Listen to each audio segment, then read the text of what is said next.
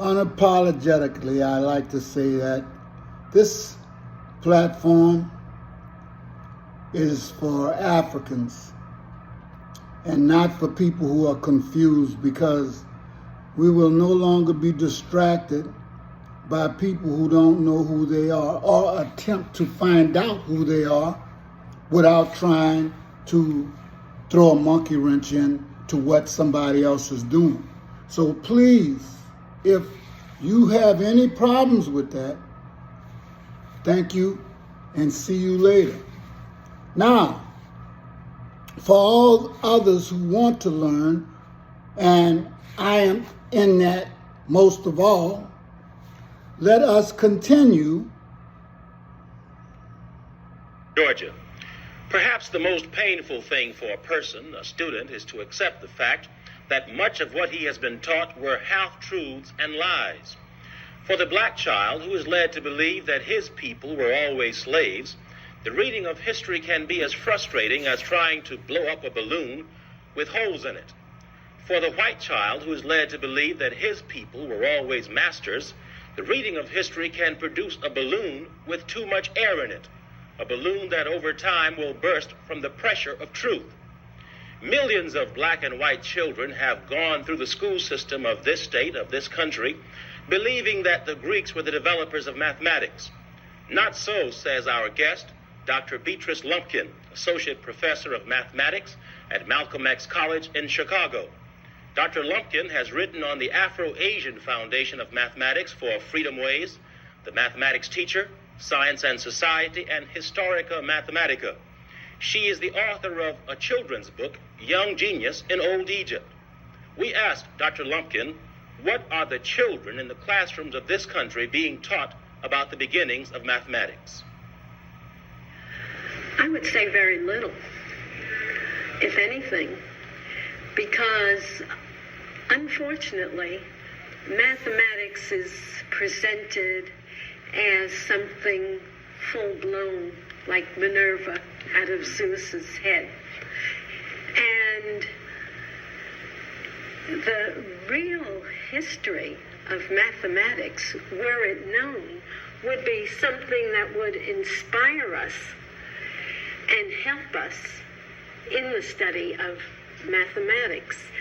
There is indirectly something said about the beginning of mathematics, in that there are some pictures of mathematicians that are in mathematics books. And for example, Hypatia. She is one of the few women that we know of who have led the way in mathematics, and often her picture is shown, but this is not a true picture because there are no actual portraits. And so Hypatia, who was an Egyptian algebraist, who gave her life for algebra, who lived in Alexandria, a city of the Nile Valley in Africa, is shown as fair complexion, straight hair, and as a European Greek. And so indirectly, history is taught, but it's taught falsely.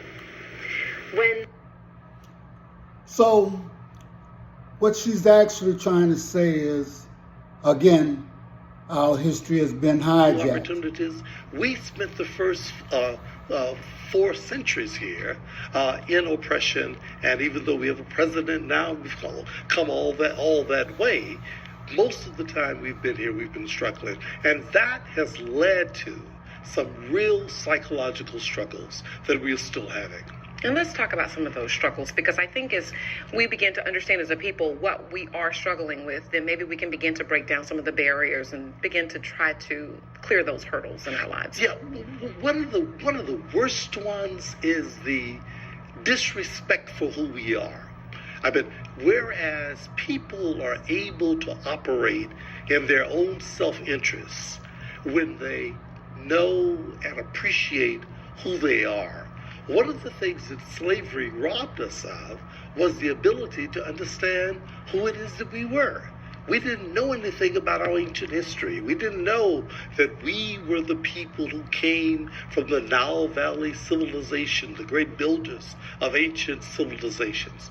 We didn't know that long before the captivity of slavery, we were in fact the pioneers in human civilization.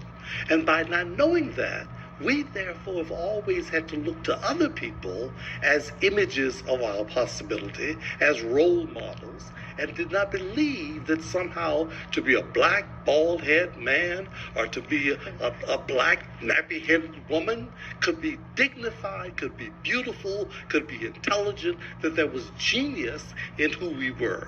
Not that we were better than any other human beings, but we didn't even realize that we were just as good as any other human beings on this planet.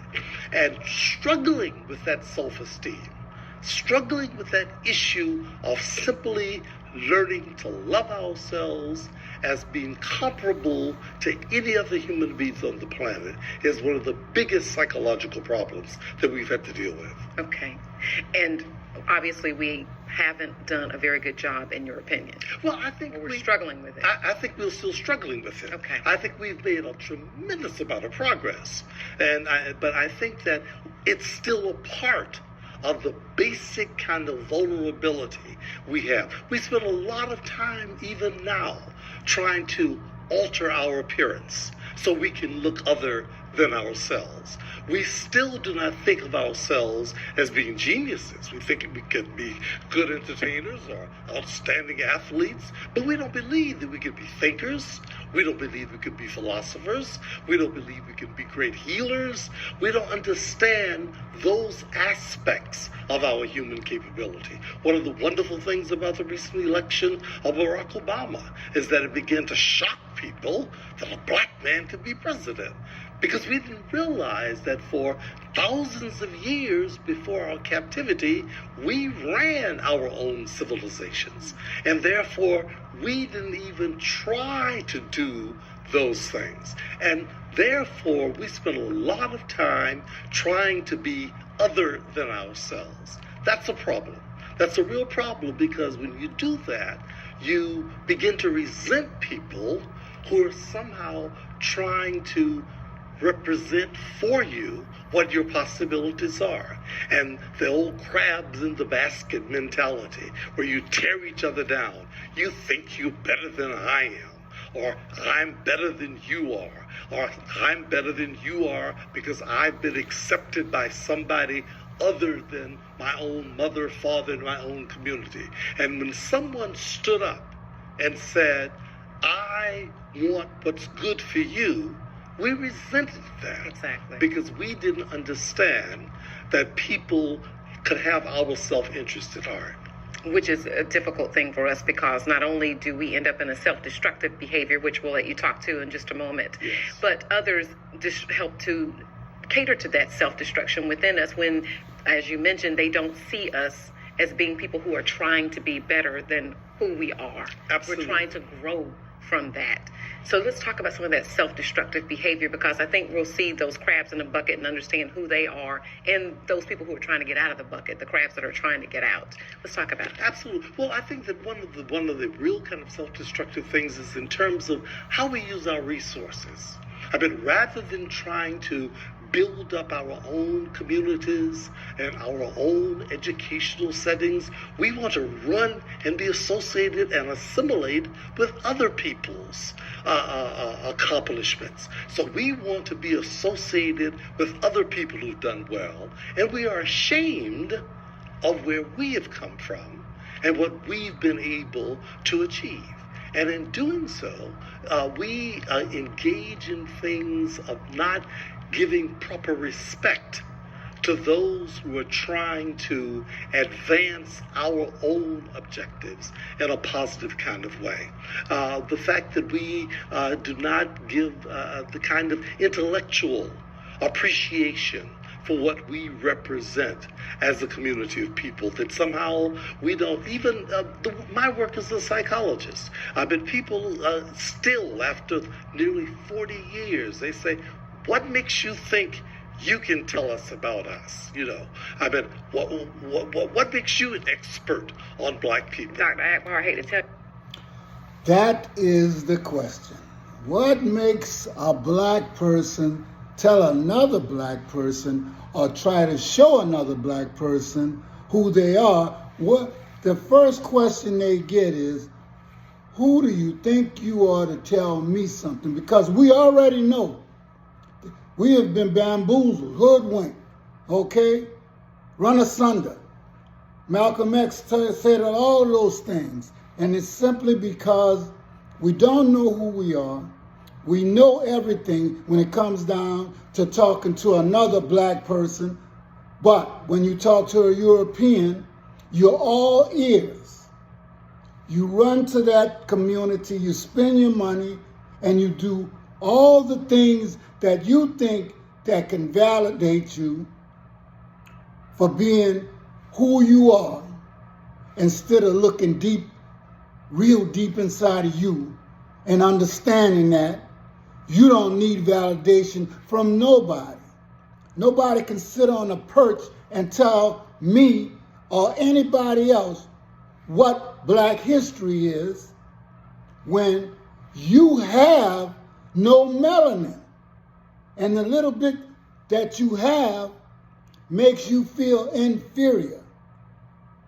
But those days are over.